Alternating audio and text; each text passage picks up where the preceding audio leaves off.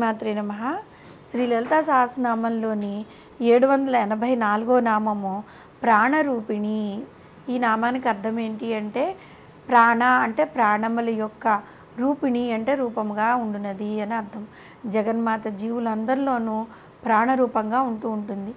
జీవుని యొక్క ప్రాణమే, జీవునికి ప్రాణమే ముఖ్య ఆధారం కదా. ఈ ప్రాణమే జీవుల్లో లేకపోతే అతడు చనిపోయినట్టే. అంత ఉత్కృష్టమైన ప్రాణమును జీవులకు ప్రసాదించి వారి జీవితములను సార్థకం చేస్తూ ఉంటుంది పరమేశ్వరి. ప్రాణరూపిణి అంటే బ్రహ్మరూపిణి అని అర్థం. వేదములు ప్రాణమే బ్రహ్మ. మనుస్మృతిలో బ్రహ్మను అగ్ని అని, కొందరు మను అని, ప్రజాపతి అని, ఇంద్రుడని, ప్రాణమని, పరమాత్మ అని, మహేశ్వరి అని చాలా రకాలుగా చెప్పుకుంటూ వచ్చారు. నిత్యాతంత్రమందు 14 నిత్యాదేవతలు కాలం చేత ప్రాణములు అనబడుతూ ఉన్నారు అని, ఈ విధంగా అమ్మవారికి ప్రాణాత్మకత్వము స్పష్టమవుతుంది అని ఉంది. కాబట్టి అట్టి విశ్వాసము చేత ఏర్పడే దిన, మాస, రాశి రూపాలతో దేవి ఉంటుంది అని భావం అన్నమాట. ప్రాణము అనేది సర్వ అవయవాలకు మూలము. ఏ అవయవంలో ప్రాణశక్తి ప్రవహించకపోయినా ఆ అవయవం పనిచేయదు. ప్రాణమే బ్రహ్మస్వరూపము. జీవుల్లో సర్వత్రా ప్రాణం నిండి ఉంటుంది కనుక పరమేశ్వరి ప్రాణరూపిణి లేదా బ్రహ్మరూపిణి అన్నమాట. ప్రాణరూపిణి అనే నామానికి మరొక అర్థం ఏంటి అంటే ఓంకార రూపిణి అని అర్థం. ఓంకారం ప్రణవనాదం కదా, అదే జీవుల్లో ప్రాణనాదం. ప్రాణమే ప్రణవం, ప్రణవమే ప్రాణం. అటువంటి ప్రాణస్వరూపమున జీవుల హృదయంలో కొలువై ఉంటుంది సాక్షాత్తు జగన్మాత. ఈ ప్రణవనాదము లేదంటే ప్రాణనాదము యొక్క ప్రాధాన్యత గురించి బృహదారణ్యక ఉపనిషత్తులో ఒక ప్రస్తావన ఉంది. అదేంటి అంటే కశ్యప ప్రజాపతికి 2 భార్యలు. వారి పేర్లు అదితి, దితి. దితి సంతానం దైత్యులు అంటే రాక్షసులు అన్నమాట. అదితి సంతానం దేవతలు. ఈ విధంగా ఒకే తండ్రికి పుట్టిన దేవతలు, రాక్షసులు అన్నదమ్ములే కదా. వారి మధ్య ఎప్పుడు యుద్ధాలు సంభవిస్తూ ఉండేవి. బలవంతులైన రాక్షసులను చాలాసార్లు ఎదుర్కోవడం దేవతలకు చాలా కష్టంగా అనిపించేదన్నమాట. అందుకని దేవతలు ప్రాణనాదమైన ప్రణవనాదాన్ని ఉపాసించాలని ఆలోచించి మొదటగా వాక్కు చేత ఉపాసిస్తూ ఉండేవారు.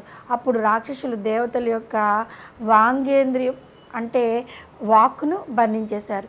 తర్వాత దేవతలు గ్రూణంతో అంటే శ్వాసతో, తర్వాత చక్షువులతో, తర్వాత మనస్సుతో ఈ విధంగా గానం చేయసాగారనమాట.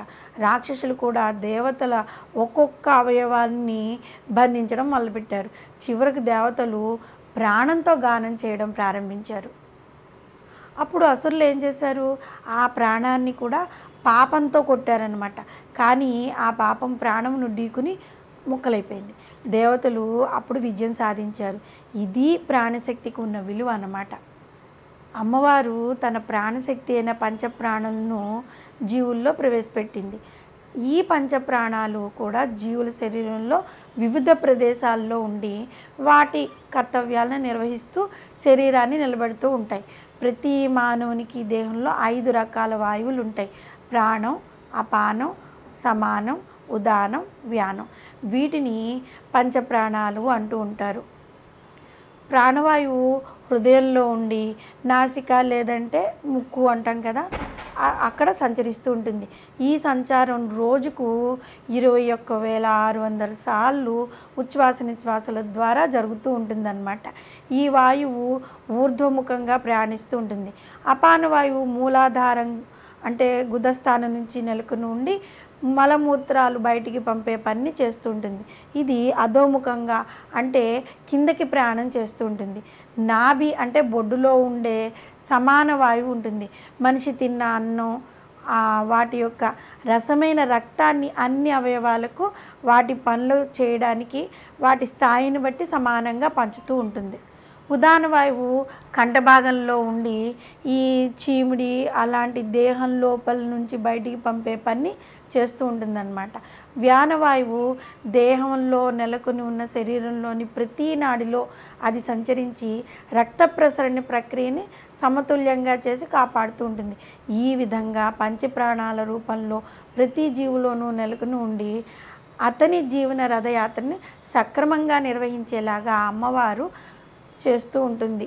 కాబట్టి వసన్యాది వాగ్దేవతల అమ్మవారిని ప్రాణరూపిణి అనే నామంతో కీర్తించారు.